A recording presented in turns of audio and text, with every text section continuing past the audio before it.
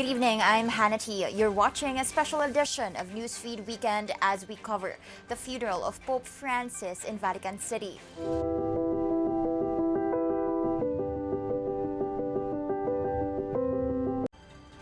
The funeral mass for Pope Francis is still ongoing at St. Peter's Square, presided over by Cardinal Battista. The ceremony drew tens of thousands of mourners, dignitaries, and world leaders, all gathered to bid farewell to the man remembered as the Pope of the People.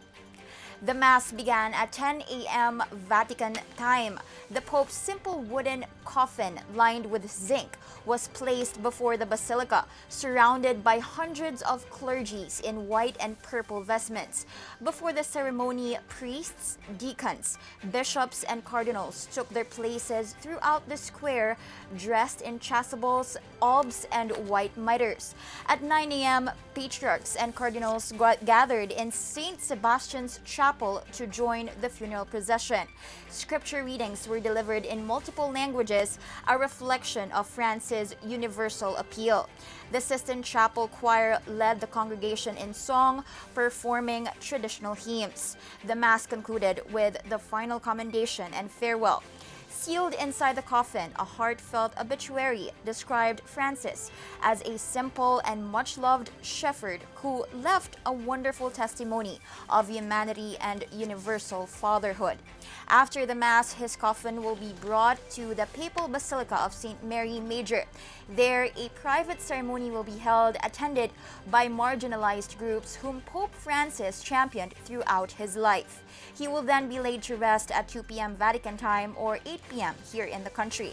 Unlike his predecessors, Pope Francis requested a humble burial outside St. Peter's Basilica, a final gesture from a pontiff who lived simply and loved deeply.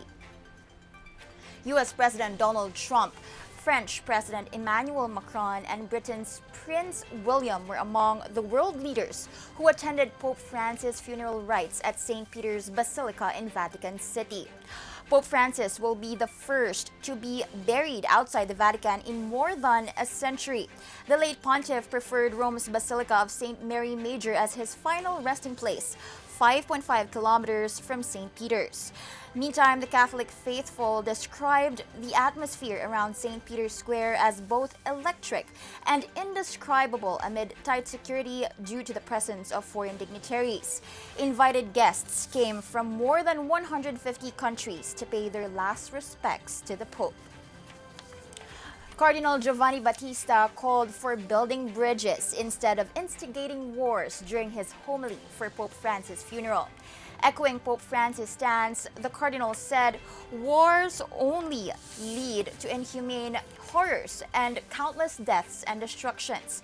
He explains that in wars, there's always pain and tragic defeat for everyone. Battista reminded how the late pontiff always implored for peace and called for honest negotiations to find possible solutions. And those are the news this hour. I'm Hannity. Stay tuned. Bilyonario News Channel is on Free TV 31, Cignal Channel 24, Converge 74, and SkyCable Channel 33. Also check our website, bnc.ph. Good evening.